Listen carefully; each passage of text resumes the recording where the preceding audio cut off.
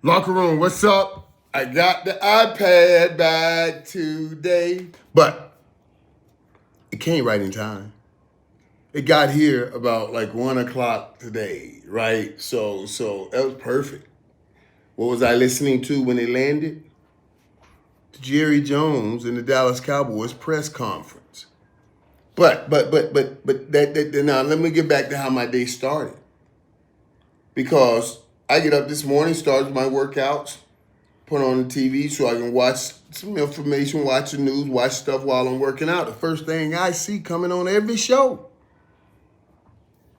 Dallas Cowboys report to training camp. And they're showing the Dallas Cowboys reporting to training camp this morning. It always tickles me deep down in my tummy because I hear people all season. I get out of here. The Cowboys aren't going to be anything. I don't want to talk about it. I'm tired of talking about the Cowboys. I don't talk about it. I don't talk about it. And then soon as it all officially starts, the first meal you put on your plate to serve everybody, yeah, you got it. The Dallas Cowboys. So you can talk all you want. You can say all you need. But you better be talking about them Cowboys or you won't have an audience because that's why they call us America's team. So I was so happy to see that today. That after all the noise people talk about, it's been 30 years and 30 years, and are you worried the Cowboys are going to lose the moniker America's team? Are you worried? No, I'm not worried. Well, I was a little worried. But things like this help me not be worried. Let me say it that way. Things like this help me not be worried because it shows you. It shows you. You got the Philadelphia Eagles, who were the champs. Every show should have started today with, can the champs repeat? Are you joking? Can the champs repeat? Can Patrick Mahomes, who won 1,000,000 Super Bowls the last few years, can he get another one after losing the one to Philadelphia last year? Any one of these should have been the lead story. Not a team that did not even make the playoffs last year because they did not even have their starting quarterback last year. And you open up today and start the show with who, what, how, what, wait, say it again. Stop messing around. That's what I tell people. Stop messing around. Stop acting like you don't know the Power of the star. The Power of the star. You see what I mean? That's the power of the star. And that's just real, man. That's real. Let's dive into this start and what I liked, what I did not like. I'm going to go into what I like most first. Well, there's a few things I like. I don't know if I can say most here. I did like this the most, that Michael Parsons showed up at training camp. I don't know if it's a hold in, a hold out, a hold whatever, but he showed up. And I believe that puts pressure on Jerry.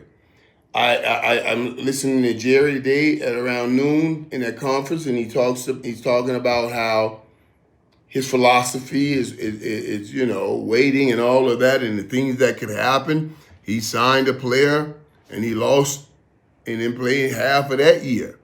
And talking about Dak Prescott and all of those things. But it does cost money when you wait because you could have signed Michael Parsons 6 months ago, 7 months ago for maybe 35, 36 million a year. And now it's going to be at least 41 a year. So I do believe it affects you. And I wish Jerry would get out of the fight mode when he talks to the media in these elements. See, that's one thing. He'll be in the fight mode. And when I mean fight mode, he gets talking about, he gets a little stubborn trying to prove himself right, even though the numbers don't back him up. He was trying to say, I've gambled. I've gambled on things, and you know, sometimes you wait. You never know what could happen. A player could get hurt. You know, he's saying things like that. People are going to take that the wrong way. He's wishing his guys get hurt. That's why he's waiting on them and waiting to sign them so he doesn't have to pay them. It sounds asinine. But I guarantee you, people try to turn it, flip it, and flop it. He was just trying to tell you there are many elements to this thing. And sometimes you can jump out early and they can bite you in the tail. Or you can wait and sign and they can bite you in the tail like it did to Dak Prescott with Dak Prescott. So, you know, those things are just real. But I wish Jerry wouldn't fight the media in those things. Another thing that I think he fights the media on, as opposed to reaching towards his peeps, is this 30-year drought. Jerry was talking about the 30-year drought. He said, well, I don't think much about it because, you know, I have to think about next year and putting teams together, and I'm so excited about what's going on right now that I can't think about what we failed on last time. Y'all know how much I love Jerry Jones. And I'm explaining him. I don't blame him because I'm a fighter too. I'm a fighter. Sometimes you get in the room, you want to fight and prove to people. I'm just like that. That's what makes me love him. That's why we kinship. And we kindred spirits in that way. You know, I want to always win. I want to fight. But sometimes it got me in trouble. As we get ready to talk about like, okay, you know, sometimes it's okay, I can let somebody win. You know, and just, you know, like it would have been okay for Jerry to say, you know, we happen to have the greatest fan base in professional sports. If you don't think it hankers my tanker, there's some shit that he said. You don't think it hankers my tanker that fan base haven't tasted the championship in 30 years? Yes. Just say that. Just say yes. That hurts you, that makes you mad, that you don't like that. Just say that. It's okay. But I think he fights the media here. And he's, you know, trying to tell them I didn't get to where I got to looking in the rearview mirror. I'm looking at the forward windshield and I'm moving forward. And that's good rah-rah talk. Good rah-rah stuff. And you've done a good job right now moving forward, and we'll see how this thing happens. But it's okay right there, Jerry. Just to come on down here with us. And let the people know right here that you feel it. I know you know. But I'm trying to help you talk to them. You know what I'm saying? Just let them know. We got the greatest fan base in the world. And do I feel like we certainly have come up short. And that's on all of us, starting with me. And does that bother me? You better damn believe that bothers me. But it bothers me to the point where it lights a fire up under me, and that's why I'm going to go and swing this bat full again and try to get it rectified. You can say that, and then everybody will say, yeah, okay, you know what I mean? That's all I'm saying. That's all I'll say that.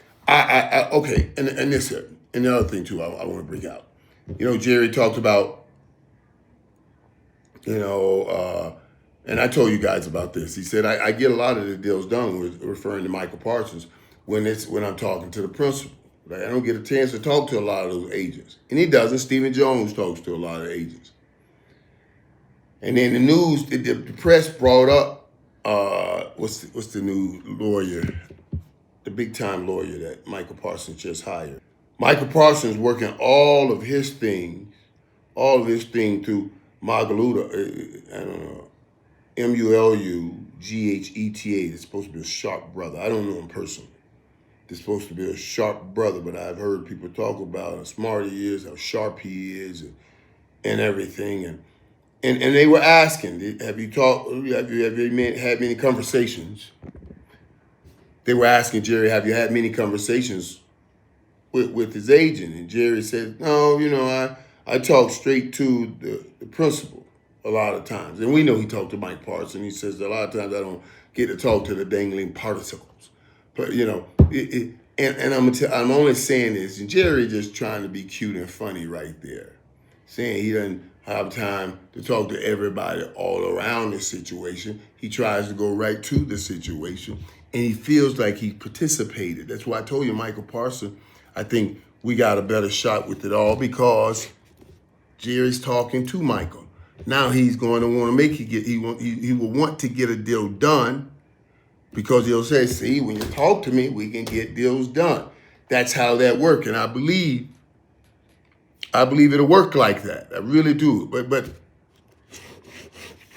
But Jerry, see what the media is going to do is take that right there that Jerry said about the agent. And they're going to run back to the agent and say, Jerry said you ain't nothing but a dangling participle. He ain't studying you. And now the agent kind of, and that's what they do. Let's be real. And then he hopefully they'll have somebody. If he says anything about Jerry, they're gonna sneak around and put it in Jerry's ear. He said that gonna make you pay everything. This is what they do. And now what do they have? They got a full-blown fight between Jerry and the agent while Michael Parsons stuck in the middle. Jerry had a conversation. Jerry said today that Michael Parsons is one of the most recognizable guys when it comes to understanding the finances of the NFL. He understands it. He says as good as any player he sat with over his whole career. And Michael, that's great. That's a great compliment from Jerry. It's a great compliment, but Jerry's a brilliant man, so keep your businessman right there too. But don't let this media tear up that relationship and break it down before they even come together to try to work on something. You see, I go back to Kansas City Chiefs. I go back to Patrick Mahomes. I go back to Lee Steinberg. Very good friend of mine, Lee. Lee, I love you, brother. My man. I'll see you this year at the Super Bowl party. That's my man. Lee, my guy. But Lee saw in Kansas City, there's no need for him to ever go anywhere, and they worked out basically a lifetime contract. You see, so I don't want this media to get in between the agent and and Jerry Jones already, because I want them talking like Kansas City and Lee Steinberg. That's what we need. You need to be here forever. Michael Parsons should be here forever. And let's give him the forever contract. And when we need money, we work off of it and tell him, hey, let's put some more money on top of you, and then get some more salary cap space. That's the number one thing Jerry Jones has to do. I talked about it this way, that I want him to I love his fight. Just leave the media alone and let's fight hard and get this Michael Parsons thing done right now. And I would love for him to just say, man, we got the best fans in the world. And yes, I feel for that fan base because they haven't had a championship in 30 years. That'll make everybody on this side feel a whole lot better. I'm just telling you. A lot of people also will be talking about the Trayvon Diggs thing. Trayvon Diggs will lose $500,000 this year. His base salary was supposed to be $8.5 million. Now it will go down to $8 million, de-escalator, because he didn't make 84% of the workouts. This brings up a great opportunity to talk about this stuff. See, everybody think big money means big leaders, and that's not always the case. And I'm not saying Trayvon Diggs is a leader or is not a leader. But every time you give big money, it doesn't mean you bring out big leader. And you need big leader. Jerry ain't put this clause in the contract for, because when you pay players that kind of big money, They want you to be training with the team so the team can see you, touch you, be a part of it. You got to lead those guys because, like he said, 12% of the team taking up most of the money. So you got to have those guys leading. He even used that example of Deion Sanders. He said when Deion came here, Deion didn't spend a lot of time in the weight room, and Jerry talked to him about it and said, well, we're going to need you to do that for the team so they can see you. And Deion did. Deion spent time in the weight room and said, okay, came in and made sure because he's a leader. He's a leader. He doesn't need it. And Deion had this thing. Oh, he push-ups all night. The push-ups, the bar push-ups, power push-ups. And there you want him to do all these other things. He's already the fastest dude out there. And I used to think about it like, that's smart.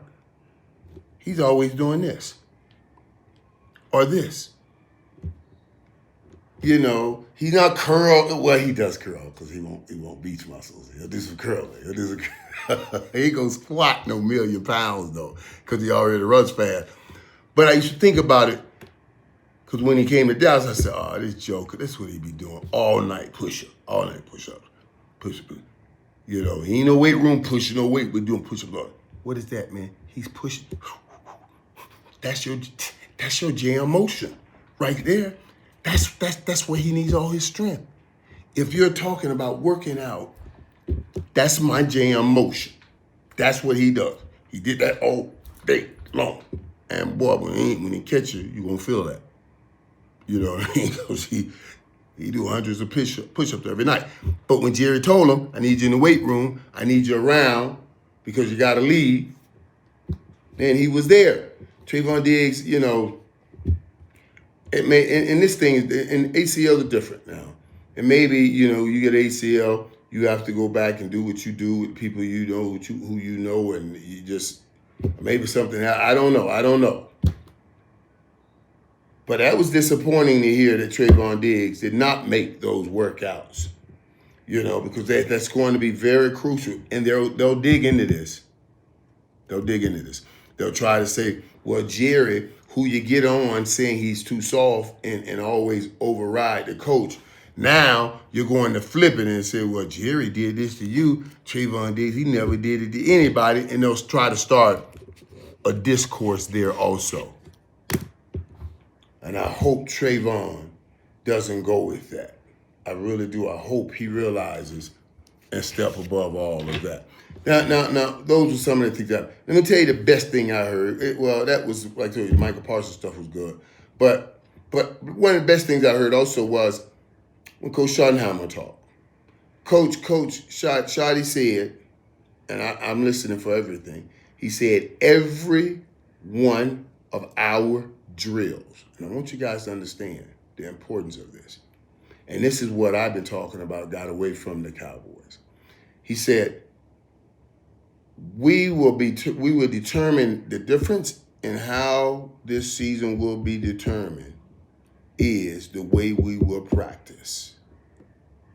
We will practice as physically as we can practice with a focus on offense and defensive line, on line play.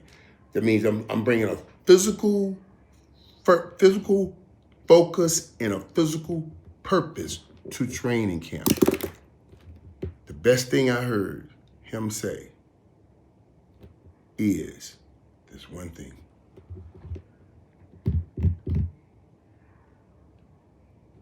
And nobody caught it. It was simply nothing in the whole room. But it dropped like an atomic bomb in my ear. He said, every damn drill we do will have a winner. Oh. You heard what I said? When Shotty dropped it, I guarantee you, nobody picked it up but me. Every drill we do from the time we step on the field will have a winner. Now we got a shot.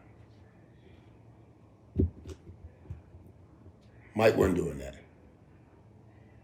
He wasn't doing it. Every drill we do, from the time we step on the field, will have a winner. Michael, tell these people why that's so important. What have I been saying about these Cowboy teams? It's not that we don't have the talent. They got the talent. It's just they don't have the togetherness. And sometimes it seems like the desire, the deep down desire. You let Green Bay come in here and beat you. You San Fran come in here and it becomes, like I always say, it's not a skill, it's a will. Why were they why were they letting people come and just take the candy? Give me this candy and just go. You know why? Because I tell you guys, this is the generation. We're getting kids up that came up in the everybody gets a damn trophy generation. So they forget about competing since everybody's going to get a trophy. They forget about competing. And then they think, oh, Sunday afternoon at 2:48 or 2:47, I'm going to need 13 minutes to make sure I'm ready. But 2:47 before the game starts at 3, then I'm going to flip on my competition mode. Almost said the N-word. It doesn't work that way. It doesn't work that way. The competition mode has to be in you, engrafted with you, and all around you, and it has to be all you do. It's not a choice. This is the force. All you do is compete. He is reversing that cycle. Everybody gets a trophy. No, every drill we do will have a winner. So everybody has to perform while everybody's watching. It's back. Remember what I told you. Pressure. Competition. Every drill will have a winner. Locker room. They're back. The NFL season is upon us. I cannot wait to chat on the live tomorrow, right here in the locker room. Peace, my brothers.